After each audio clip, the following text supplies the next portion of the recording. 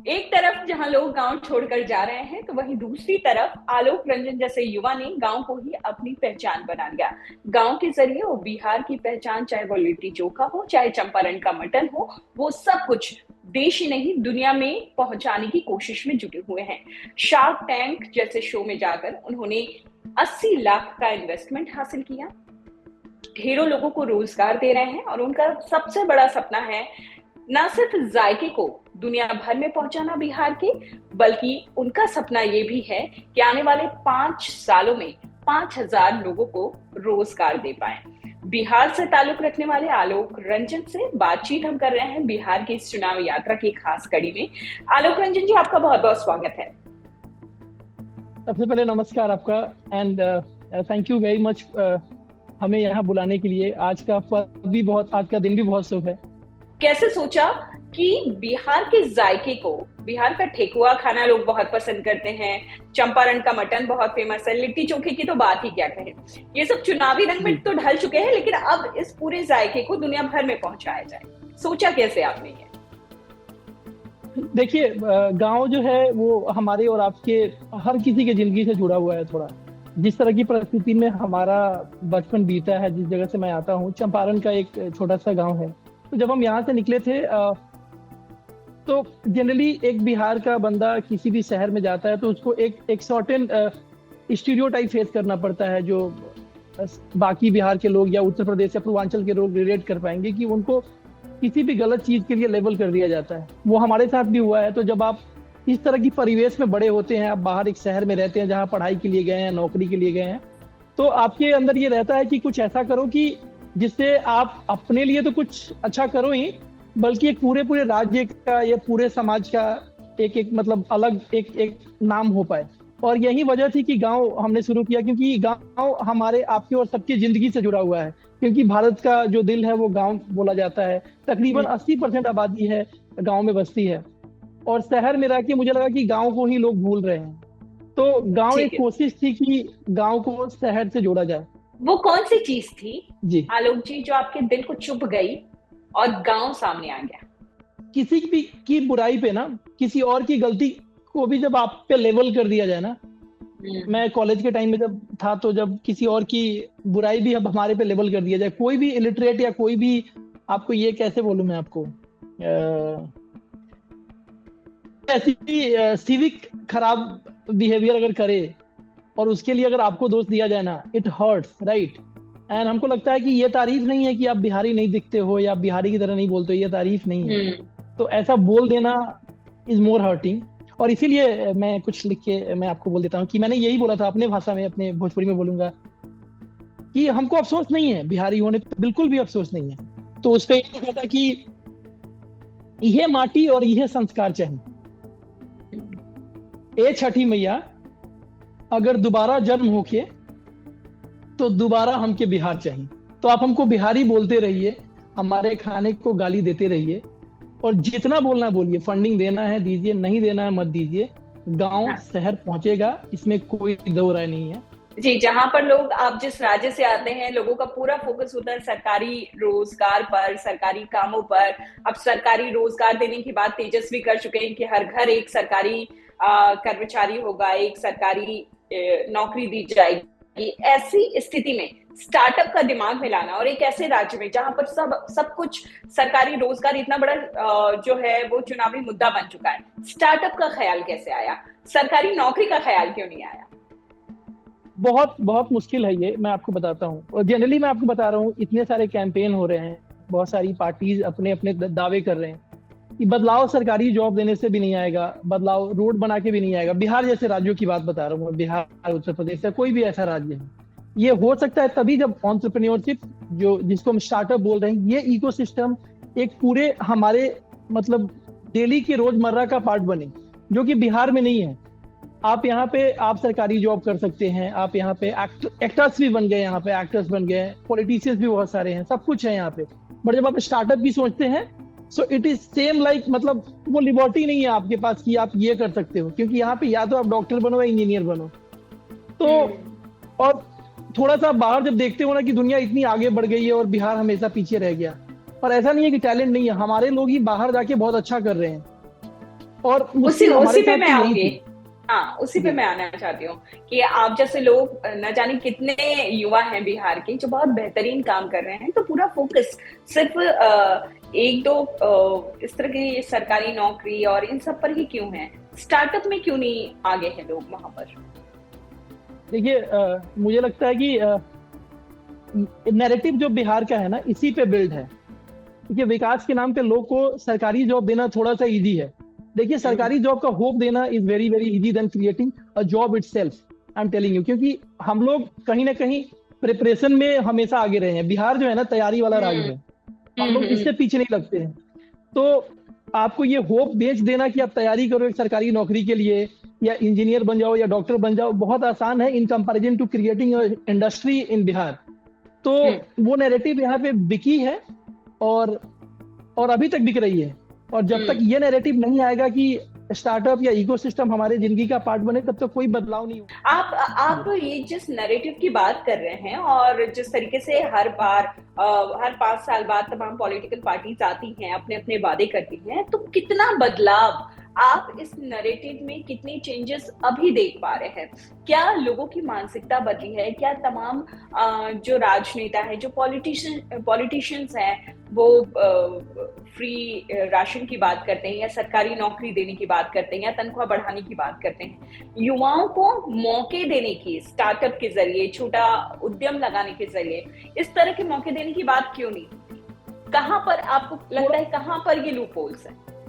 देखिए, थोड़ा तो बदलाव हुआ है पहले के कंपैरिजन में। जब मैं यहाँ से निकला था 2012 में, मैंने शुरू की थी। बहुत सारी कंपनी, पेटीएम या बहुत सारी कंपनी, इतनी बड़ी कंपनी थी भी नहीं। इनफैक्ट हम जोमेटो के साथ एक कंपनी Booking.com हमने स्टार्ट किया था, और साथ में हमारी स्ट्रगल हुई। क्योंकि हम बिहार से हैं और एक छोटे राज्य से हैं, मतलब एक जो स्टार्टअप इकोसिस्टम के मामले में थोड़ा सा छोटा है। वहां से निकलने के बाद ना, आपको आसानी से सब कुछ मिलता नहीं है। बिहार में तो छोड़िए, बिहार के बाहर भी आप जाते हैं ना, आप दिल्ली जैसे राज्य में रहते हैं या स्टार्टअप इकोसिस्टम में बहुत लोग से इंटरेक्ट करते हैं। इनफैक्ट हमारे बिहार के लोग बाहर में जो मतलब एक इन्वेस्टर्स हैं, ये इनसे भी अगर बात करोगे ना, so I am telling you what, people with IIT IIM degree will get the funding very easily, but people from states like Bihar and Jharkhand and Uttar Pradesh will be scrutinized like criminals while giving you the funding. They'll ask a lot of questions while giving you the funding. यहाँ पे चीजें थोड़ी बदली है। 2012 में जहां से हमने शुरू किया था, उससे काफी बदलाव है। अभी ये स्टार्टअप बिहार के बहुत बहुत सारे नए नए मुहिम आए हैं। अभी लोगों को फंडिंग थोड़ा इजीली अवेलेबल है। बट प्रॉब्लम पता है क्या है? नॉलेज गैप बहुत है। तकरीबन 26% लोगों को ही अवेयरनेस है बिहार में कि ये स्टार्टअप बिहार करके ऐसा ऐसा इकोसिस्टम है। इंफ्रास्ट्रक्चर के लेवल पे बिहार कैसा हुआ है? देखिए, आपको बिजली में तो अनप्रेसिडेंटेड आपको सुधार मिलेगा, और आपको रोड्स में बहुत सारे सुधार मिलेंगे। बट ये सब सुधार है, मतलब आप देख पाएंगे जो आपको विजिबली आपको दिखेगा। बट आपको रियल ग्राउंड, देखिए, ये आप कितना भी रोड बना दो, कितना भी बिजली बना दो, जब तक आप जॉब क्रिएट नहीं करोगे ना, तब तक आपका जो सवाल है ना, उसका आंसर आपको नहीं मिलेगा जो आप पूछना चाहते हो। आप समझ रहे हो बात को? क्योंकि आपको जॉब क्रिएट करना पड़ेगा। हर 5 साल में एक नई सरकार आके बोल देगी कि हम 30,000 जॉब करेंगे, और उसके लिए बेस नहीं बनाया। आप सपोज करो कि आज हमारे जो भी नेता हैं बोल दे कि मैं 1 लाख जॉब क्रिएट करूंगा, उसके लिए बेस क्या है हमारे पास? हमारे पास इंडस्ट्रीज कितनी है, गवर्नमेंट कितना सपोर्ट कर रहा है? आप सोचो, तकरीबन 11,000 रिपोर्ट है, आई थिंक इंडिया टुडे की रिपोर्ट है, 11,000 से ज्यादा स्टार्टअप बंद हुए हैं। आप समझो, तो बिहार में तो और भी ज्यादा नंबर होगा ना। यहाँ स्टार्टअप ही 8-10 हजार हैं जो नए अभी 4-5 साल के अंदर रजिस्टर हुए। तो उसमें बंद तो इसलिए होगा ना, जब तक आप उनको हैंड होल्डिंग नहीं करोगे, उनको जैसे बाकी स्टेट में जब नहीं मिलेगा। आप देखिए, आप घर पे हैं और मेरी आपसे इससे पहले जो बातचीत हो रही थी, इंटरव्यू से पहले, आपने कहा कि आप पटना में अपने 3 आउटलेट्स खोलने के लिए आए हैं। उस पे बातचीत चल रही है, वो उस पूरे प्रोसेस में आप बिजी हैं। तो यहाँ तक का जो सफर रहा, उसमें आपको किन चीजों ने सबसे ज्यादा मदद की? क्योंकि स्टार्टअप खोलना बहुत मुश्किल नहीं है, जितना मुश्किल है उसको आगे बढ़ाना और उसको आगे बढ़ाते रहना, उसमें प्रोग्रेस करते रहना। और जिस तरीके से आप बता रहे हैं, जो बिहार की स्थिति है, वहां पर स्टार्टअप्स का बहुत ज्यादा फ्यूचर दिखाई नहीं देता है। नहीं, अभी दिखाई दे रहा है, अब पहले से बेहतर हुआ है। बट कहने का मतलब कि अगर जब आप स्टार्टअप बनाते हैं, तो मुझे लगता है जिद जरूरी है आपको। बट आपको पता होना चाहिए कि कितनी लेवल की जिद होनी चाहिए। कभी कभी ये पागलपन नहीं हो जाए, क्योंकि जब आप कुछ ऐसा कुछ करने निकलते हो, जो हम लोग कर रहे हैं ना, एक तरह से इकोसिस्टम चेंज कर रहे हैं रचना जी। अब जब हम दिल्ली में, जब हम पहली बार बिहारी, राजस्थानी और अवधी क्यूजीन को लॉन्च कर रहे थे ना, तो ये वर्ड एग्जिस्ट ही नहीं करता था वहां पे, स्विगी जोमेटो पे आप सर्च करोगे तो एक अपने आप में कैटेगरी क्रिएशन है। उसके अलावा बिहार के बारे में बहुत सारा स्टीरियोटाइप है। आप बिहार के खाने के बारे में भी, गरीब लोगों का खाना बोला जाता है। आपके अंदर जिद होना चाहिए, कांस्टेंट परसिवरेंस होना चाहिए, क्योंकि कितनी बार आपको ये बिजनेस ऐसा है कि आपको बार बार बंद करना पड़ेगा। खास करके रेस्टोरेंट टाइप का बिजनेस जब आप करते हो ना, ये पैशन ड्रिवन बिजनेस है रचना जी। इसमें सबसे पहला, हम और आप जब कुछ भी सोचते हैं तो सबसे पहले दिमाग में आता है कि एक रेस्टोरेंट डाल देते हैं, आप समझ रहे हो। तो इसमें जितने चालू होते हैं उससे कहीं ज्यादा बंद हो जाते हैं। तो इसमें पहला 2 साल 3 साल निकालना बहुत मुश्किल है। तो आपको जिद चाहिए, और आपको आपका इमोशनल इंटेलिजेंस बहुत जरूरी है कि आप जब भी थोड़ा टूटे तो आपको पता होना चाहिए कि आप कहाँ से, किस परिदृश्य से उठ के आए हैं, और आपके लिए मोटिवेशन क्या है। तो हमारे लिए मोटिवेशन तो यही था कि हम बिहार के गांव को, या किसी भी गांव को, भारत के किसी भी गांव को शहर में लेके जा रहे हैं। तो ये अपने आप में बड़ा मोटिवेशन है। तो अब जब आप इतने बड़े ड्रीम को लेकर चलते हो और ये ड्रीम डिस्ट्रीब्यूट होता है, आपने सुना है ना जब ड्रीम्स आर कंटेजियस या पॉजिटिव थिंग्स आर कंटेजियस, तो ये स्प्रेड भी उसी हिसाब से हुआ था। तो सब जब लोगों को अवेयरनेस होती है कि आप ऐसा कुछ कर रहे हो, तो आपके पास ऑप्शंस नहीं होता टू कम बैक, बिकॉज आपको पता होता है कि आप जब यहाँ आ जाओगे तो गांव में हंसने वाले लोग भी बहुत होते हैं कि ये बहुत गांव कराई, आप गांव के शहर में कैसे लेके जाए वो। तो ये बहुत बड़ा प्रॉब्लम होता है। तो फिर वो थोड़ा डर भी लगता है कि आप इतना बड़ा ड्रीम आप फॉलो करें, you can not come back, because people look at you and scrutinize you also at times. आप बिहार में हैं, मेरी बेटी आ गई है मुझे। आप बिहार में हैं इस वक्त, और बिहार में छठ पूजा जो है आज आखिरी दिन था, और एक बार फिर से एक छोटे से ब्रेक के बाद पूरी सियासी बयार शुरू हो चुकी है, पूरा चुनावी माहौल है। क्या चल रहा है? बदलाव की स्थिति आपके यहाँ दिख रही है, नहीं दिख रही है, कि लोग चाहते हैं इस बार परिवर्तन हो? देखिए, हमारे यहाँ से तो आमतौर पे बहुत ज्यादा बदलाव नहीं होता है। हमारे, मैं जिस जगह पे मैं बैठा हूँ यहाँ पे, बट हाँ, एक नई पार्टी आई है, जनसुराज। मतलब they are at least talking very positive things, at least talking about youth of Bihar, right. I don't know कि वो कैसा करेंगे, मुझे किसी का अंदाजा नहीं। वहां का है, जितनी हमारे पास बातचीत आ रही है लोगों से, हमारी पूरी टीम बिहार में घूम रही है, जो यूथ है ना, यूथ का एक ही प्रॉब्लम है रोजगार को लेकर। उनका कहना है कि सब कुछ अच्छा हुआ है, सब कुछ बेहतर हुआ है, लेकिन हमें काम चाहिए, हमें रोजगार चाहिए, ताकि हम अपने शहर को छोड़कर बाहर ना जा पाए। तो आपको लगता है जनसुराज एक नई उम्मीद हो सकती है? देखिए, मुझे तो नहीं लगता कि इतनी जल्दी, क्योंकि बिहार के लोग या युवा भी जो है ना, वैसे हमारी 15 करोड़ की आबादी है, अच्छा खासा जनसंख्या है हमारा, और उसमें यूथ भी नंबर 1 ही है इंडिया में। मतलब जितना कंट्रीब्यूशन यूथ का होना चाहिए उतना है। बट आपको मैं ये रियलिटी बताऊं कि इतनी जल्दी ना, अगर दिल्ली होता, अगर थोड़ा छोटे जनसंख्या वाला राज्य होता, तो बदलाव शायद पॉसिबल था। बट मतलब आपको रियलिटी बताऊं तो मुझे लगता नहीं है कि इतनी जल्दी से शायद किसी नई पार्टी को मौका देंगे। बिहार में जिस तरीके से बदलाव की बात हो रही है आलोक जी, क्योंकि आप एक स्टार्टअप ओनर हैं, ऐसी स्थिति में आपको क्या लगता है बिहार की जनता का मूड क्या है? और दूसरा सवाल मेरा आपसे ये है कि आपका फेवरेट नेता कौन है? आप इस बार किस पर भरोसा जताएंगे? क्या आप भी बदलाव चाहते हैं या मौका देना चाहते हैं? मुझे नहीं पता कि अभी कौन आ रहा है, मेरा कोई ऐसा वो नहीं है, बट मैंने हमेशा हार्डवर्क को एडमायर किया है। तो I have been always following, मतलब 2-3 नेता हैं, आप अलग अलग पार्टी के हैं, तो मैं आपको बताऊंगा, पता नहीं इस चुनाव से कितना रेलेवेंट है, बट आई रियली फॉलो, जैसे नरेंद्र मोदी जी हैं, इनफैक्ट राहुल गांधी जी भी, कि इतनी बार हार के भी स्टिल ट्राइंग, राइट। या मोदी जी ने। लेकिन बिहार के लिए आप किस में भविष्य देखते हैं? किस नेता में आपको भविष्य दिखता है बिहार का?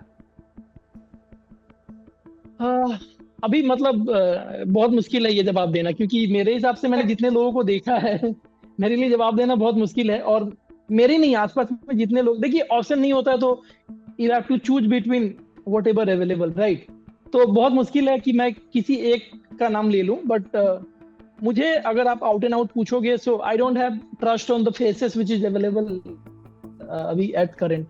बट नया बदलाव अगर होगा, अगर नए लोग आएंगे, नए विजन के साथ आएंगे, हालांकि अभी बात बीजेपी जो आपका एनडीए है उसकी तरफ से भी हो रही है यही मुद्दे पे, जो आप जिस मुद्दे की बात कर रहे हैं, और उस मुद्दे पे बात आरजेडी भी कर रहे हैं और जन सुराज तो कर ही रहा है, आपको पता ही है। तो अभी इसमें ना ऑलमोस्ट सबने सेम मुद्दा पकड़ा है, क्योंकि पता है कि पलायन इंपॉर्टेंट है, एम्प्लॉयमेंट इंपॉर्टेंट है, हमारी जो आबादी है 15 करोड़ की है, और जो जो इंपॉर्टेंट चीज है अब 15-20 साल में सबने ऑलमोस्ट उसको मतलब चार्ट आउट कर लिया है। तो अब वही बोल रहे हैं, बोलने में और वो जमीन पे कितना उतरता है ये देखना पड़ेगा हमें। आलोक जी, आपके फ्यूचर प्लान्स क्या हैं? गांव को कहां तक लेकर जाना है और क्या क्या करना है अभी? गांव को हर शहर लेके जाना है, भारत ही नहीं विश्व के हर शहर में लेके जाना है। यही है कि हमारा यही विजन है कि हर शहर में गांव पहुंचे। Every home, every journey, every store is what we think. और इसके लिए सबसे पहला हमारा रास्ता है कि हम दिल्ली एनसीआर को कंप्लीटली कवर करें। अभी दिल्ली एनसीआर में 5 लोकेशन हमने कवर किया। आगे के कुछ महीने बहुत क्रिटिकल हैं। जनवरी से हम हर महीने एक एक आउटलेट, एक एक स्टोर हम स्टार्ट कर रहे हैं, और मार्च के बाद हर महीने 2-2 स्टोर ओन कर रहे हैं। तो ऐसा करते करते अगले 5 साल में तकरीबन 203 आउटलेट हमें करना है। तो और बिहार में कितने हैं? बिहार में कितने होंगे? बिहार में इमीडिएटली 5 हैं फिलहाल, जो हम अभी फिलहाल 3 पटना में, 1 मुजफ्फरपुर और 1 दरभंगा में प्लान कर रहे हैं। वो कौन सी 5 चीजें हैं जो एज अ स्टार्टअप ओनर और यंगस्टर होने के नाते आप लोगों को कहना चाहेंगे कि जब वो वोट करने जाए तो वो 5 चीजें जरूर ध्यान रखें? एक तो आपको उस पार्टी को देखना पड़ेगा जो आप स्टार्टअप प्रो हो। मैं ये बोल रहा हूँ कि बाकी सारे नॉइज को कट करके स्टार्टअप्स के बारे में सोचता हो, क्योंकि जब आप स्टार्टअप के बारे में या एंटरप्रेन्योरशिप इकोसिस्टम डेवलप करेंगे, आपको बहुत सारा चीज आपको ध्यान में रखना पड़ेगा कि आप उतना सहज इकोसिस्टम बनाए कि कोई भी कंपनी यहाँ पे आए तो मतलब वो रह सके, उसके लिए उतनी सुविधा हो, या यहाँ का जो युवा है वो यहाँ पे रह सके। एक तरह से कोएग्जिस्ट करना चाहिए कि बड़ी कंपनी और छोटी कंपनी का एक बहुत अच्छा मर्जर हो कि एक दूसरे से सीख पाए। दूसरा क्या है, जब वो कंपनी हम या कुछ भी स्टार्ट कर रहे हैं तो क्या यहाँ पे करप्शन फ्री या कोई भी मतलब क्रिमिनल एक्टिविटी ना हो, कि पीपल और company should stay here, right. लोग को डर ना लगे कि मैं जब ये कुछ करने जा रहा हूं तो यहाँ पे ऐसा ना हो कि साथ कुछ अनहोनी हो जाए। पहले स्टार्टअप बिहार में या इंडस्ट्रीज बिहार में लगी है, बहुत सारी क्रिमिनल एक्टिविटीज हुई हैं जिसकी वजह से चीजें खराब हो गई हैं, आप समझ रहे हो। उसके अलावा हमको लगता है कि जितना बड़ा लैंड है बिहार के पास, it is more than I think Pakistan and Bangladesh also, right. तो कृषि जो है ना वो बहुत बड़ा रोल प्ले करता है। तो हम जब स्टार्टअप की बात करें तो हम कृषि को ना भूल जाए। और ऑफ कोर्स किसानों की बात करता हूं, देखिए जो बिल्कुल किसानों की बात, देखिए बहुत बड़ा लैंड है हमारे पास, बहुत बड़ी जनसंख्या है। तो सिर्फ हम बहुत फ्लैशी टेक मोड पे ना चले जाए कि हमको स्टार्टअप करना है तो कुछ टेक में ऐप नहीं बनाना है, हम बेसिक चीजों को लेके भी बना सकते हैं। और कृषि में बहुत सारी हमारे लिए अवसर हैं जिसमें हम तो जो सरकार कृषि के बारे में बात करे, जो सरकार स्टार्टअप के बारे में बात करे, जो क्रिमिनल एक्टिविटी जीरो करने की बात करे, थोड़ा बिहार का इमेज इनहेंस करने की बात करे, क्योंकि वो सारा ना एकदम एक दर्द है जो हर बिहारी के अंदर है। और पलायन वाला मुद्दा तो आपने जो उठाया है वो सबसे टॉप प्रायोरिटी है ही। उसके लिए जब ये सब चीजें हो जाएंगी ना तो ऑटोमेटिकली जॉब क्रिएट हो जाता है, आप समझ रहे हो। जब स्टार्टअप आ जाता है या इंडस्ट्री आ जाती है तो ऑब्वियस है, जब वो बिहार में कोई भी अगर एक इंडस्ट्री आती है तो लगाएगी तो उनको यहीं से स्टाफ मिलेगा। And I will not mind staying in Bihar and earning 1 lakh rupees and staying with my family rather than going to Mumbai or Delhi and earn 4 lakh rupees a month, because मैं यहाँ पे ज्यादा comfortable हूँ अपने परिवार, अपने समाज और अपने लोगों के साथ रहने में। मुझे बहुत मजा आता है कि मैं यहाँ पे रह के लोगों के लिए काम करूँ, क्योंकि इवेंचुअली मुझे देखिए फर्क तो सबसे पड़ता है, बट मेरे लिए जितना मैटर क्या करता है, मेरे लिए अपने लोगों की रिस्पेक्ट जितना इंपॉर्टेंट है, अपने लोगों के दिल में जो मतलब एक प्राइड जो है ना वो देखना जितना इंपॉर्टेंट है जितना बाकी कुछ भी मैटर नहीं करता। देखिए अपने लोग ज्यादा इंपॉर्टेंट है, बाकी लोग तो जितने हैं वो सारे के सारे बोनस हैं, और वो तभी होगा जब ये सारी के सारे मुद्दे जो आपने बताया ये हम लोग कर पाए। आलोक जी, हमसे बातचीत करने के लिए आपका बहुत बहुत शुक्रिया। और हमें ही नहीं बल्कि पूरे बिहार को आप जैसे लोगों से उम्मीदें हैं कि बिहार में बदलाव जो है वो खास तौर पर माइग्रेशन को लेकर आना बहुत जरूरी है, और आप जैसे लोग उसके अगुआ हैं उस क्रांति के, तो हमारी तरफ से आपको बहुत सारी शुभकामनाएं, गांव को बहुत सारी शुभकामनाएं। और हम उम्मीद करते हैं कि आने वाले जो सरकार अब जो भी चुनी जाए, जो भी आए, लेकिन लोगों का माइग्रेशन रुके और आप जैसे युवाओं को आगे बढ़ने का मौका मिले, और एक बिहारी होने का गर्व जो है, जैसे लोग ताना मारते हैं, जैसा आपने बताया, लोग गलत अर्थ में बिहारी बोलते हैं, जब कोई किसी को बिहारी बोले तो गर्व का क्षण बोलने वाले को भी और जिससे बोला जा रहा है उसे भी महसूस हो। हमसे बातचीत करने के लिए आलोक रंजन जी, आपका बहुत बहुत शुक्रिया।